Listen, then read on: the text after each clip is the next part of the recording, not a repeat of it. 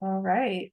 So thank you again for being here to learn a bit more about the Gilman Scholarship. And I just wanted to start with some introductions. My name is Daphne Johnson. I work with the Study Abroad Office, and I work with students that are going to Italy predominantly, but I also work with students that are applying to scholarships such as yourselves, and also developing some study abroad office scholarships as well. So thank you again, and I'll pass it on to Jacob to introduce himself. Yeah, hello everybody. Thank you for joining us today for the Gilman Info session. My name is Jacob. I'm the Study Abroad Recruitment Manager. Today I'm mostly going to be in the background, just running the screen and answering your questions. Feel free to drop your questions in the chat as we go along. We'll try and answer them out loud as we can, but we'll definitely get to them at the end. Michelle, would you like to introduce yourself as well? Yeah, absolutely. Hi, everyone. My name is Michelle. I'm a study abroad coordinator, and I work with students who are studying abroad in Asia and Australia. And I'm here to learn along with you all more about the Gilman scholarships.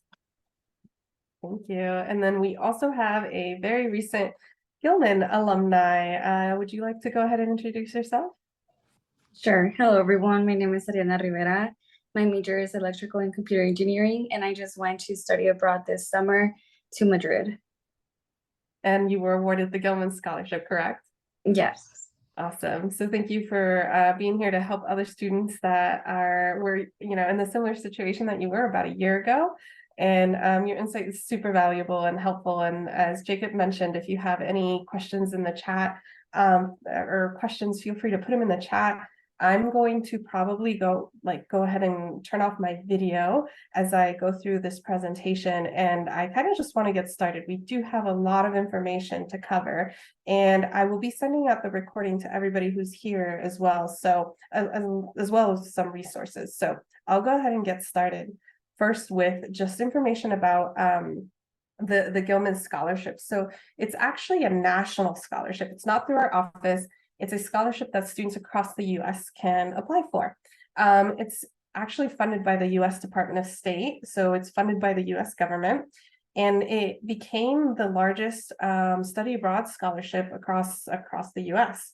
And really the goal of Gilman is to help support students who have been historically underrepresented in study abroad and education abroad. So it is nationally competitive. And it was named after Congressman Benjamin A. Gilman, who is great and had a desire to help students that are studying abroad because they feel it's important, just like we do. They feel it's important and want to support students just like you. And it actually started in 2001, and there's been over 41,000 students awarded. And I love to talk about how great our students do. On the next slide, you can see that there have been quite a bit of U of A students that have received over $1 million in Gilman funds. So it's not one of those unachievable scholarships where like one in a million students get it. It's actually a really, really achievable scholarship, and I'm excited to brag about our U of A students because about 1 in 3 University of Arizona students who apply are actually awarded. Nationally, it's about 1 in 4, but I think our students are spectacular, and that's why we do better on the Gilman application. So to start with, when can you apply for the Gilman for what study abroad term? So really, if you're studying abroad, basically any term, fall, spring break, summer, winter, calendar, or academic year, you can apply for the Gilman. And it can be kind of funny too, because right now, only our spring and spring break application and calendar year applications are open. So it is very possible that you might be here and you're thinking about a summer 24 study abroad, and that's okay. You might be applying to Gilman before you apply to your study abroad program. That's okay. And so I want to go on to the next slide. So that's just kind of the Gilman. For the Gilman scholarship, you can be awarded up to $5,000. But on top of that, we also have some scholarships here in-house in the study abroad office. And one is a new and very exciting scholarship that I wanted to share with you all. So for every student that is a Pell Grant eligible student that ends up going to an eligible study abroad program, the study abroad office will automatically award you with a $500 scholarship. So if you're currently applying for a spring break, winter, or summer 24 program, when the applications open here in a couple weeks, you don't have to apply for an extra scholarship or anything like that. You'll be automatically awarded $500.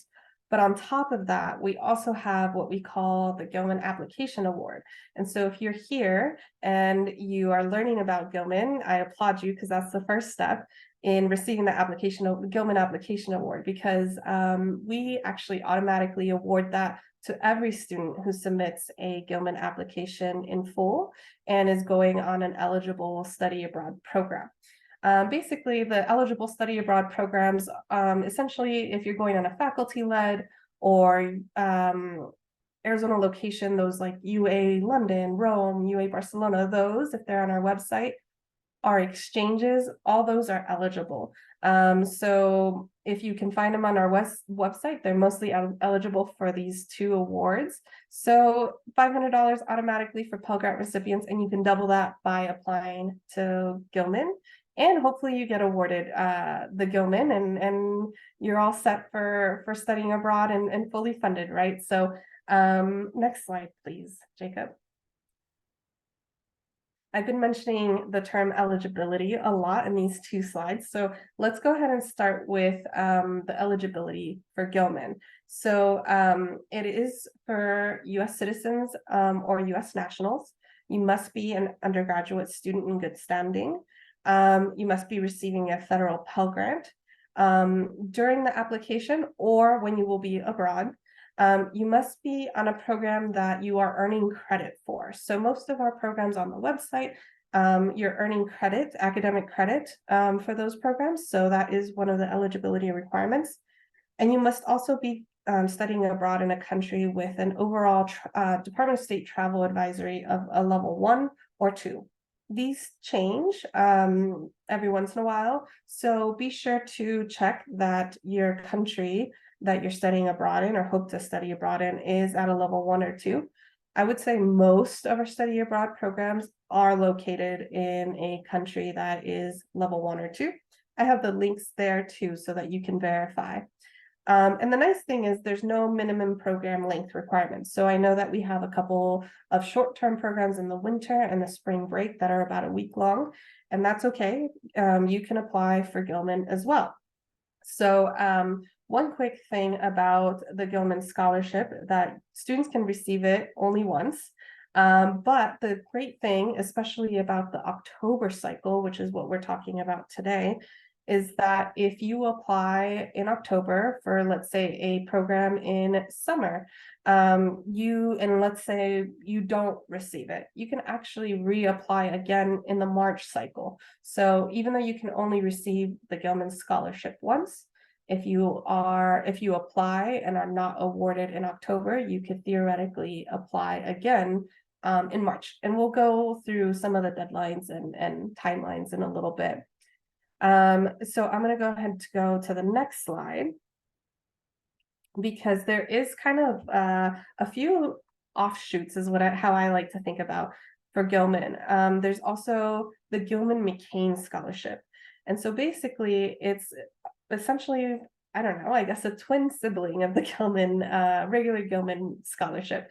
This is specifically for child or spousal dependents of active duty service members. So basically, students that are, children or spouses of active duty service members in any of the military branches can apply for the Gilman McCain. And you'll be if this is something that applies to you, you'll have essentially the same exact application, essays, everything will look the same, except you're going to have a separate little section in your application where you have to upload your essentially military ID.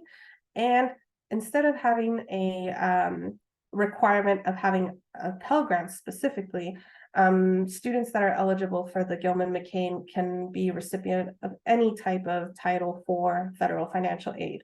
And that basically means that you have to have a FAFSA on file. And if you if you were awarded a Pell Grant or federal student loans, you would also be eligible for the Gilman-McCain. So I just want you to know that this is also an option. And so you have the regular Gilman and then the Gilman-McCain, which is specific for child or spouse dependents of active duty service members. All right, so next slide, please. This is also kind of another offshoot of Gilman, as I like to think of it. You can also potentially apply with an additional essay to be considered for a critical need language award. As I mentioned earlier, Gilman can be up to $5,000, depending on your program length and financial need. But if you are studying any one of these languages up on my screen, you can also be eligible for an additional $3,000. So that will require an additional essay to be eligible for, and I'll be talking about essays. That's the biggest part probably of my info session today in a minute. But the biggest thing about the critical needs language essay is that you have to be studying, for example, Korean in Korea. If you're studying, like for example, there's Arabic is a great example. You can find Arabic classes at many of our partners in, let's say, France or other countries. But because Arabic is not predominantly spoken in France, it wouldn't be eligible for the Critical Need Language Award. You would have to be studying for Arabic in, let's say, Jordan, in our program that goes to Jordan. That would be an eligible Critical Need Language Award requirement. So that is the Critical Need Language Award languages, and make sure that, and it's also interesting to note that if you're studying any of these languages in sign language, you would be eligible for the Critical Need Language Award with that essay, if you write that essay. Next slide, please. So another optional essay, just like the Critical Need Language Award is an optional essay, we have a new one, actually brand new for this cycle of Gilman, and it's a STEM Supplemental Award, which is also an additional essay, optional only if you're eligible for it. And it's basically, you can receive an additional $1,000. So the $5,000 potentially plus the additional $1,000 if you're conducting any STEM related research abroad as part of your program or internship. So if you're doing any sort of research, you don't necessarily have to be a STEM major, but if you're doing STEM related research abroad on your program, you can write another essay and be eligible up to $1,000. So this is brand new, and I'm really excited about how this can further increase access for study abroad for our STEM students that sometimes, have a hard time finding the perfect program for them to continue studying STEM topics abroad. So next slide, please, Jacob. I want to talk a little bit about the steps to apply very quickly. It's all online. You do have to go to the gilmanscholarship.org website, and you're going to need to know a few key pieces of information. One is your study abroad program information. You'll need to know like the dates that you'll be abroad, the costs, and the nice thing is our program pages do have that information available. You might have to go through some of those tabs on our program pages, but you should be able to find it. You'll also need to select advisors, your study abroad advisor, which is also on our program pages. So if you're going to, for example, Italy programs, it's very likely it'll be me. You'll also need your essays and your unofficial transcripts that you can download off of UAccess. Additionally, you'll need to know your financial aid advisor. If Anthony Friedrich is an option, he's currently working on creating his Gilman certification account.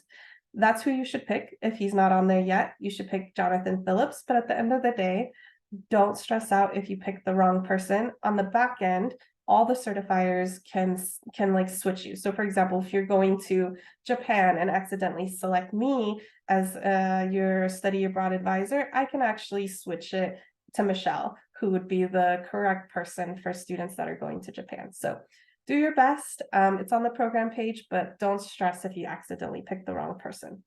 So that's your part.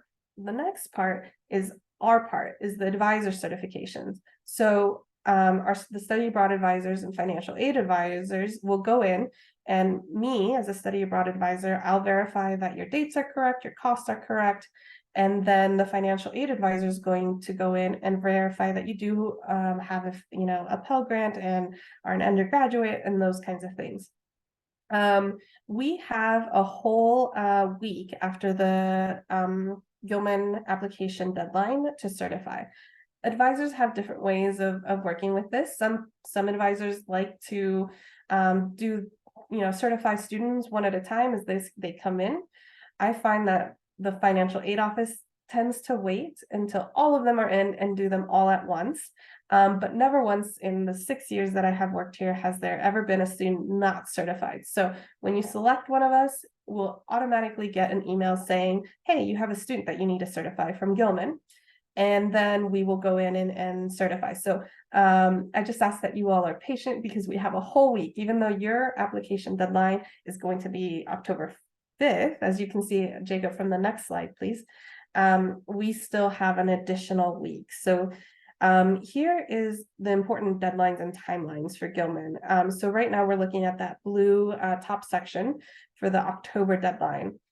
So it's been open since mid-August, and the applicant deadline is October 5th at 11:59 Pacific time. So please be sure you're not, it's not Arizona time.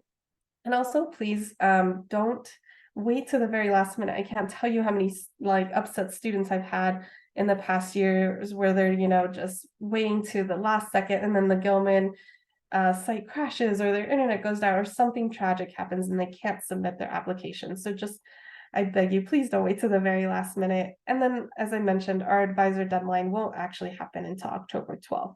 So if your program starts anytime, basically between December 23rd and October 24th, you can apply for the October deadline. So that really covers winter, spring break, calendar year, and summer, and even some of the fall programs. So really, if you're studying abroad in 2024, you can apply for the October deadline. There's going to be another Gilman application cycle in March, as you can see, and that's really for programs that start summer until spring of, summer 24 until spring of 25. And those are the deadlines below, but don't worry about that. I'll cover that in March. And as I mentioned, you can theoretically, if you're going on a summer program, apply twice, which is really great. So let's say you apply in October and you don't get awarded, you can come back and revise your essay, come see us to get some feedback and fine tune your essay and actually try again for March. So that is a really great thing about Gilman. And on the next slide, I'll go ahead and start talking about like the soul of the Gilman application, which is the statement of purpose.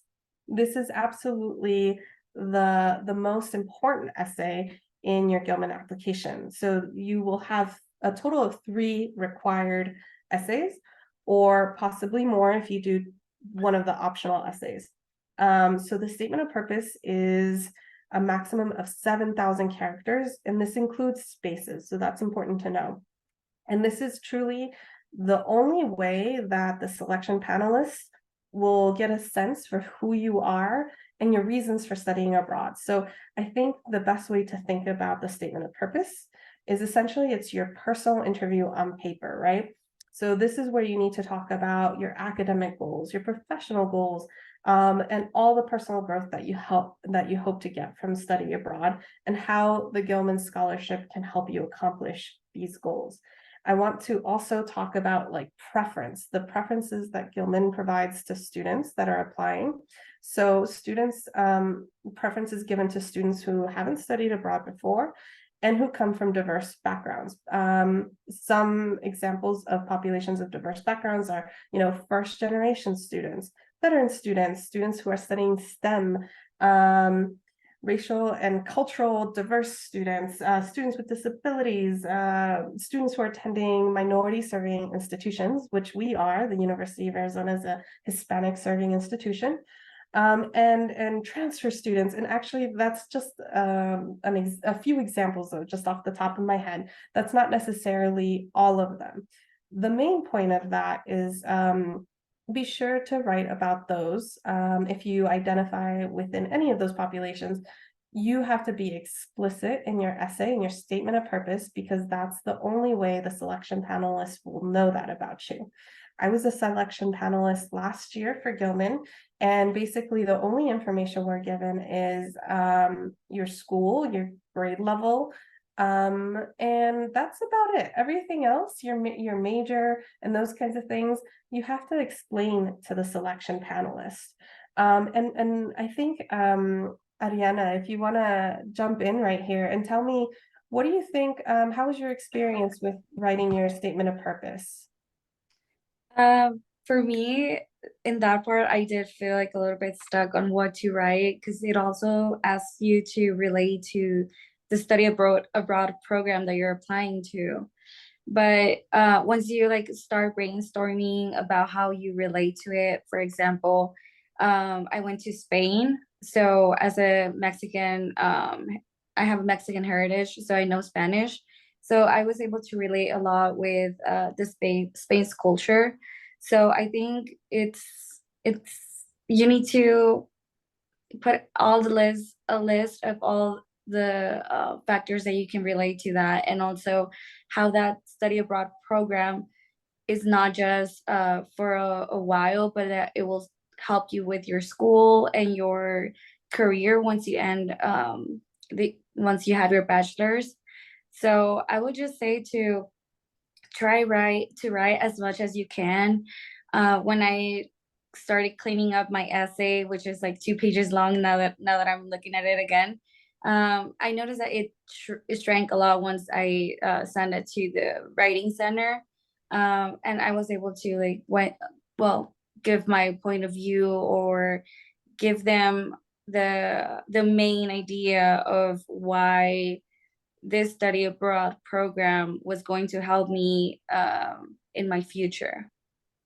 You brought up so many great points in that I kind of want to reiterate. So I think students, one of the important points that you brought up is students should know that what program they're applying to, right? So in order for you to really connect your goals, academic, personal, and professional goals, you need to know which program it is you're going to.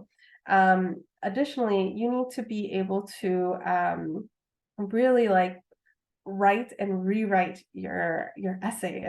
As you were mentioning, you had people look at it. It shrank a bit as you applied some of the feedback that people provided. So definitely the best tool with writing essays is rewriting. And I'll talk about some of those resources that we have available for you all to help you with your writing. A couple other things that jumped out at me is you made a really good connection about how the program you selected fit into you, in your personal journey and story, and why you chose it. At the end of the day, you do have to really explain and be specific on why this program, this study abroad program, is perfect for you, right? And that's what the panelists want to see, I think. Make it clear that you're not just going abroad to be a tourist, right? You went abroad because it was going to enrich your academic, professional, and personal journey. So again, to reiterate some of the points is be sure to highlight any of your diversity factors that I mentioned, from diverse cultural backgrounds, non-traditional students, all those kinds of things. And then I think you should also talk a little bit about what inspired you to study abroad. And perhaps think about, just really telling the story of yourself. And that could include some challenges that you may have faced and barriers that you may have faced to either your own academic journey or studying abroad specifically. Things like, work obligations, or maybe, just life generally, right? So one of the things to keep in mind is that all students who are applying for Gilman receive the Pell Grant, right? So that indicates that there is some sort of financial need there. So what does that mean to you? How can you elaborate on this? And I think ultimately, I think students have a hard time, a lot of people have a hard time of, just writing about themselves, and don't think of it as like, oh, I'm just asking for money, I'm just asking for help. That's not the case at all. Gilman is here to support you. The panelists want to pick you and support you. It's just that they're not thinking as they're reading your essay like, oh, this poor student. What you want them to think is like, wow, this amazing student amongst the sea of other 75 applicants is great, and I want to support them because of X, Y, and Z. Give them those reasons for them to pick you and support you, right? So at the end of the day, my best advice is to focus on your strengths, focus on any challenges or barriers that you've had, turn them into a success story. Think about what you've accomplished, what you've learned from those challenges, like the increased confidence, increased resiliency, your problem solving, and when you focus it and turn it into a success story and a positive like that, I think you can start reframing your statement of purpose with those things to think about. On the next slide, I have a few quick questions of what you should be asking yourself when you write the statement of purpose. Those 5 points are given from Gilman themselves. Like, did you connect your program with your goals? Did you make a connection between your country and your goals? And also, are you describing your program, right? If your program includes an internship or a homestay or volunteer or research or internship, all those really nitty-gritty details about your program really starts to give life to your essay. So make sure you're describing your program. Have you shared how you'll be academically successful in your program? And did you give specific examples about your experiences, skills, and knowledge, and how you will use that to meet any program challenges? And then again, what will you gain from the study abroad experience in your future? So you're talking on past, present, and future interweaving that throughout your essay. So that's Gilman language, and my words, like, and how I frame it is like, what worlds do you come from, and what worlds do you hope to be a part of, and how will study abroad program help you? How will your study abroad program help you bridge those worlds? So those are the questions for the statement of purpose. On to the next essay, the next slide. We're going to be talking about the community impact essay. So there's actually 2 essays for the community impact. The first one is the Building Mutual Understanding essay. And in a nutshell, it kind of asks you to answer those questions here on this slide. What does it mean to be a US citizen and an effective diplomat while abroad? How you'll seek opportunities to be culturally engaged, and meaningful interactions, right? So this is a maximum of 3,000 characters, again, including spaces. And this is truly, on the next slide, Jacob, please, probably the hardest one that I feel like students have a hard time wrapping their mind around. Because the first, the concepts to discuss that I have on this slide, the first 2 is Gilman language. As a US representative abroad, again, it is a Department of State scholarship, so they really want students to focus on what it means to be a US representative abroad. How will you represent the US and what it means to be an American during your program? And how will you seek opportunities to become more culturally engaged and have meaningful interactions with people in your host country, essentially? So I kind of rephrase some of those points because, like, those are hard to wrap your head around. This is kind of a new essay prompt that's only been around for about 1.5 years. And so really study abroad is a little bit of give and take. When you go abroad, you hope to gain some things, but then this essay is actually asking you, what will you give to your host community? If you think about it that way, maybe that can help you get the creative juices flowing to write this essay. So how will you connect with people within your host community? How will you do it within your program? How will you do it outside of your program, like on your free time? So within your program, examples can be, does your program have student clubs or volunteer opportunities? What about on your free time? Think about what you would want guests and students coming to your own community, what would you want them to bring to your community? So if you kind of flip the script a little bit, maybe that'll give you an idea of what to talk about. And I find that the students that are the most successful applicants with this essay, they really bring in their own personal identity, values, beliefs, and cultures to answer this question, and how that reflects the diversity of the US. Adriana kind of mentioned a little bit of how she, has Mexican heritage, and that was one of the reasons that she picked Spain specifically. And really, like, what will your host community learn about the US through you? And so, Ariana, if you want to mention a little bit about what your approach was on this essay, and what did you struggle with this essay as well, or how did you feel about this one? So for this one, I believe that you need a little bit more research on your program. For me, I was able to attend a info session of the UA Madrid program, and they mentioned how we would do like some trips to certain cities. So that's something that I also added as how would I interact more with the culture of Spain. And I believe it's more of what you exactly want to learn, if you're more into like the dances that they do culturally, or probably going to, for example, book fairs that are there, like authors that you are interested in. So it has a very wide variety that you can focus on. It depends, as you mentioned, on your personal preferences. But for this one, I think it was kind of fun to work with, since you are already looking into the country, looking what you might like to explore while you're there. So I think this is a good start for you to picture yourself in the country and seeing what you would do to interact more with the residents of that specific country. Thank you so much. That was so perfectly said. And you're right. This is the part of your essay that you're going to have to do a little bit of research about your program.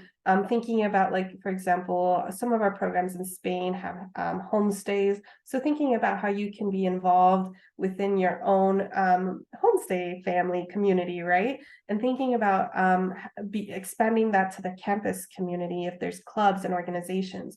And maybe that's on your study abroad program page, and maybe it's not. You can reach out to your study abroad coordinators, and they can help you find that information. And then if you expand that a little further, then you can look at like the larger community and look at, I know I've had students go abroad that are very interested in working with animals. And so they will proactively reach out to animal shelters and see if they can volunteer as a visiting student, and what they need to do to say, like, apply. I've also had students, for example, for the American University in Rome, for UA Rome, they have a volunteer club. And students on that volunteer club had some really profound experiences working with the refugee population of Rome. So this is definitely the whole making meaningful connections with your host country is very, very key here. And it should be, it's not a passive thing, tourists is like a passive activity. You go and you see the pretty sights. You want to go deeper than that. And then just again, bring in your identity and your values into this. Be authentic to yourself, and see what kind of research and creative ways to make these meaningful connections, and how you can write this essay. Okay, so the next essay, I'm going to go to the community impact, the follow-on service project proposal. This is, I think, kind of cool. I love that Gilman has this like pay it forward component of the application. So it's basically, how will you give back by inspiring others to not only go abroad, but also apply for the Gilman, right? So things to think about is, like, are you going to do this on campus or in your home community? And also really an action plan, right? So one of the biggest thing is that this project should be intentional, not passive. For example, actually, I have some examples in the next slide here in a minute. I think that when you approach this essay, you have to already be in that mindset. Okay, I was awarded the Gilman, and I'm going to make this follow-on service project happen. You really could reach out to key players that'll help, your supporters in this proposal. For example, if you want to work with us, and you want to do an info session, for example, or go to our study abroad fair, you can very much say that, like, I have already communicated with Daphne Johnson at the study abroad office, and she provided me the date of the study abroad fair, and this is what I will do at this event. So once you start really talking about it, like you've already won the Gilman, it makes this project proposal seem very realistic. It's an active proposal, not a passive proposal. So to give you an idea of some of the really great service projects that I've come across, Jacob, on the next slide, I have actually next slide. Sorry, I have a couple of examples here. So like I mentioned, the study abroad fair workshop. So if you are part of First Cats, I've had students that have hosted a financial literacy workshop with me at the Thrive Center with First Cats. And as I mentioned, you can like promote Gilman and study abroad on campus. Some students have written articles for their the newspaper. Some students have made really cool art exhibits, and at the whole time they're integrating like promoting study abroad, but also Gilman as well. And then within the community, the larger community beyond campus, some students collaborate with their local high school to inspire high school students that perhaps, may not think that study abroad is an option for them, but then they get a visit from a Gilman alumni and see like, hey, I see myself in them and I can do this too. There's been a student that like went on this nutritional science program in Italy, and they hosted a little mini cooking workshop and made a little appetizer, and then they shared about their experience in Italy and how Gilman helped her fund her experience. So Jacob, if we can go backwards one slide, the questions to ask yourself on the follow-on service proposal is, does your project increase awareness of Gilman and study abroad? Is it feasible? So one of the things is like, you are most definitely welcome to help us at the study abroad fair, but we don't expect you hosting a whole fair to be feasible. It's those kinds of things. Do you have a really like a detailed plan? Is it realistic and is it active? And did you incorporate your study abroad experience into your project and who you are? And do you have an intended audience? And who will you collaborate with? Again, if you're already involved in clubs and activities around campus, those are, or if you work on campus too, for example, those are the type of populations and activities that you want to plug into. You're already part of that community, so take advantage of that. Ariana, if you want to talk about your follow-on service proposal, which you're currently fulfilling right now, what was your experience with submitting this section of your essay? Sure. So like you mentioned, the use of clubs that you're part of is also a good idea for this section. I used to work at the ASIM STEM program, so I was able to use that as my follow-on service project proposal. I gave all the contacts that I had for it to be possible, since it needs to be feasible. So having already contacts that could help you accomplish this goal makes you credible, or that you will accomplish that follow-on service project. But for me personally, it was just talking about what process I would follow, like doing a presentation, and doing a meeting with a certain community for them to get more inspired on going to study abroad, because sometimes financial burdens are the main reason why you don't go studying abroad. But with this scholarship, anybody can go or have a little bit more support on going. Yeah, thank you so much. I like how you like explain that you visualized your project. You really like made it real. And I think as a selection panelist last year, I could really tell the students that really meant it and really like, wow, I could tell like, yeah, this student's gonna follow up and actually do this. And then I could tell the students that were just kind of like, oh, I didn't have something clear in mind, and it left me questioning, like, will this student really complete this service project? And the nice thing is you don't complete this while you're abroad. You actually complete that when that part when you return. Usually it's 6 months after you return from studying abroad. But if there's ever like a need for extension or something happens, Gilman is always willing to work with you. Or if you have to pivot because the person that you were going to collaborate with, like let's say quit, and you have to kind of switch up your project, Gilman is flexible with it. You just would have to write to them and tell them like the situation, like this happened, but this came up. Can I do this instead? And usually they're more than happy to work with you. So on the STEM supplemental award, sorry, Jacob, I'm skipping around here. The next one, or the critical need language award. There we go, that one. So I just want to talk about this optional essay. Again, this is only if you're studying a critical need language in the country that it's predominantly spoken. First things first is it for sure a critical need language? You may be going abroad and studying French, for example, but unfortunately that is not a critical need language. So verified is a critical need language spoken in the country that you're going to. And how does it relate to your academic or career goals and your motivations for improving language proficiency? So I think and before I kind of dive into the things you should be thinking about, is this one is a max of 2,000 characters, including spaces. And it's up to an additional $3,000 again.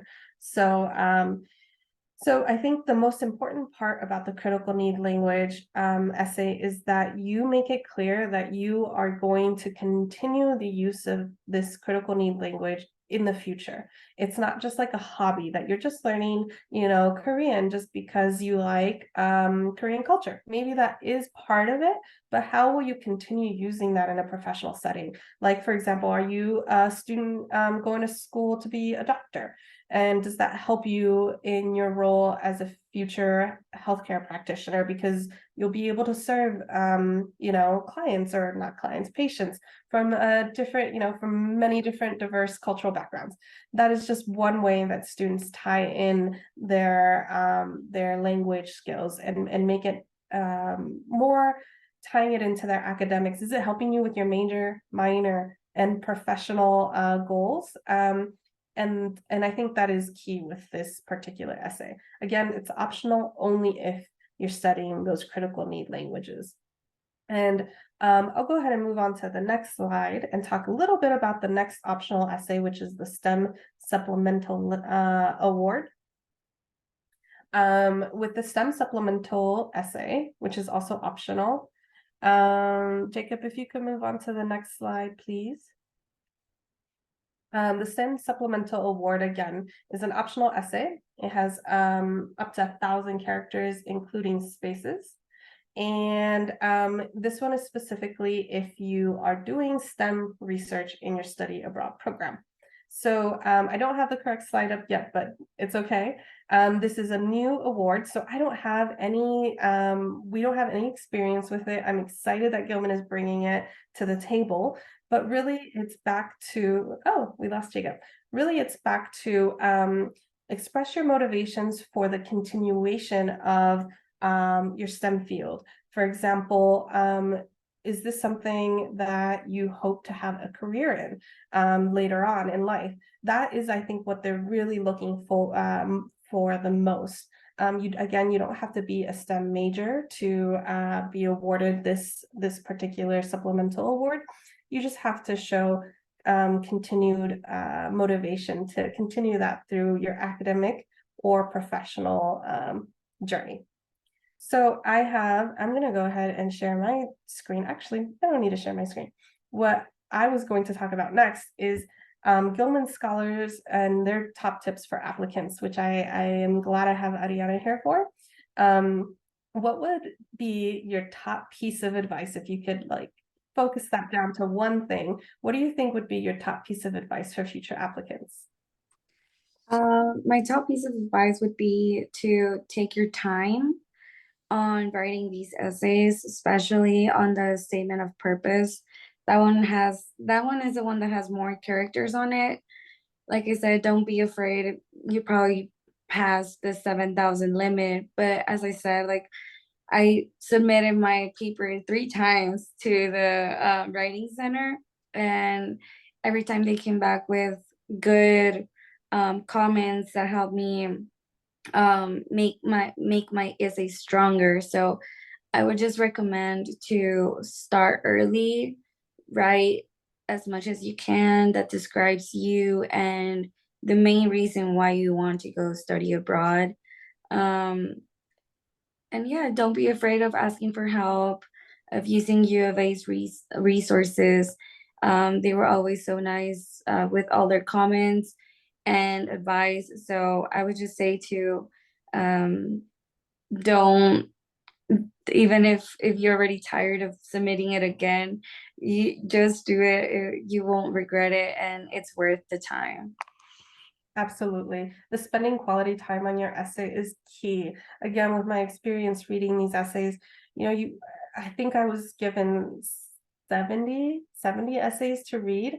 And so even though students are told like, you're not being graded on grammar, it's really hard for a reader to have to, like, if I have to stop and reread your paragraph 4 times because the punctuation is funny or there's words that are misspelled and I'm just not getting it, that's really hard on the Gilman readers. So I have some resources coming up on the next slide here in a sec, but take it so that you have other eyes on it so that you can clean up the grammar, the punctuation. Also, just making sure that you're answering those prompts and considering those questions that I provided to think about as you're writing your essay.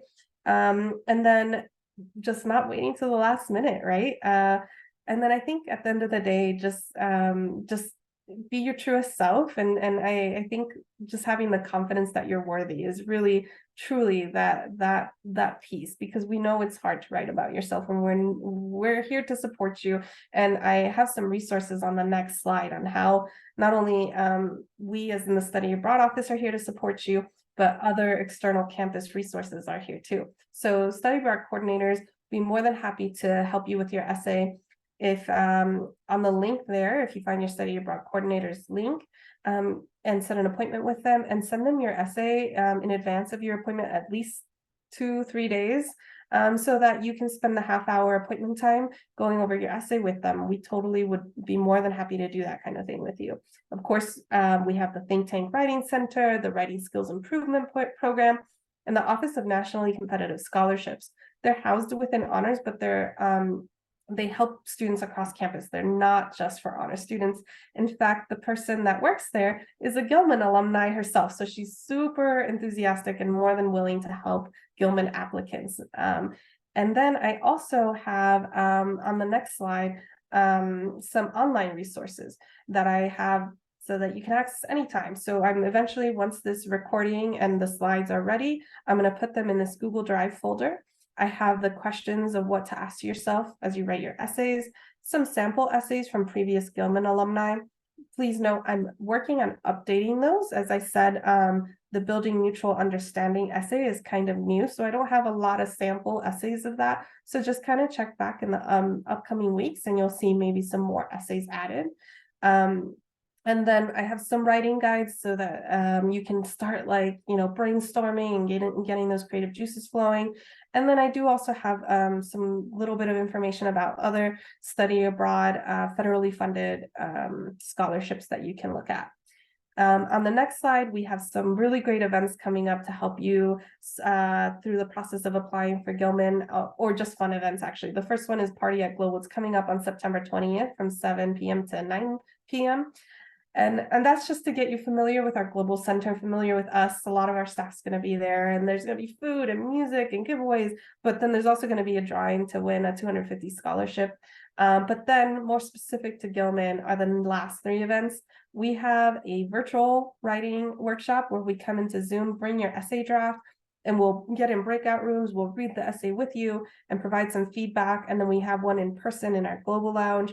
And then at the Study Abroad Fair, we're going to have a Gilman table with students that were awarded Gilman, and they can give you more information. So our Study Abroad Fair is October 4th, which is one day before the Gilman deadline. So don't wait that long, but definitely go and get more insight like Ariana is providing us today from the students that applied and received it, and what kind of things they did for their essays or follow-on service projects and things like that. And plus, you'll also get a chance to enter a raffle to win $1,000 for the Study Abroad, Study Abroad program. So please find us at the Study Abroad Fair at the UA Mall on October 4th. And then finally, and then the slide after this is Gilman itself has a bunch of events all the time too. So don't forget to go check out the Gilman social media channels and their events. Super helpful from all across the US. People are here to support Gilman applicants. And then lastly, we have just a few more minutes left for questions and answers on that last slide.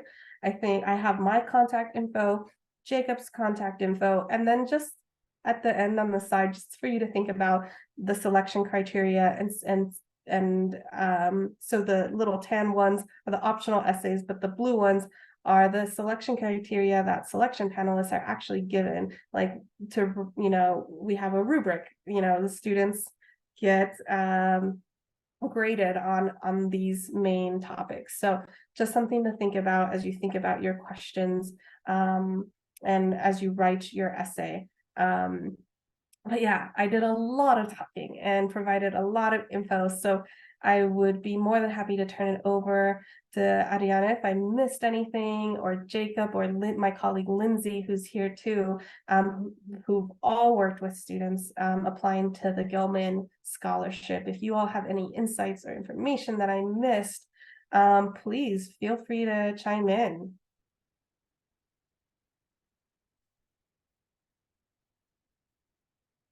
Otherwise too, I will be sending this recording to everybody that was here today. So please keep an eye on your email for that. And if you, as Jacob said, if you have any questions, let us know. I think I'm very excited that we're doing the Gilman Application Award. So I always tell students, I think students say report on a survey of students. I got this data from Gilman. Students said that it takes on average from 5 to 10 hours to complete their Gilman application essays. But if you know that you're getting $500 to apply for the Gilman, I think, and you're making, $100 or $50 an hour, I definitely think it's well worth your time, especially if you're awarded the Gilman. But the nice thing is, if you're not awarded the Gilman, just that exercise in reflection and thinking and sitting down and actively thinking, like, why am I doing this? Why am I doing this right now? What do I want to get out of it? That exercise alone is worth applying for Gilman. I know, you're a student and life is busy, but sitting down with your thoughts and reflecting on this is definitely well worth your time. And I don't see any questions coming through the chat. So Ariana, I just want to say thank you for being here. I really appreciate your voice and what you brought to this conversation, and everybody else that was here today. Thank you so much for making some time and listening to me, jabber about Gilman for an hour. You have our email addresses if you have any questions, and I really, really hope to see you at those writing workshops. And I'll give you 3 more minutes back to your day, and have a great afternoon, and hopefully see you soon. Thank you, everyone.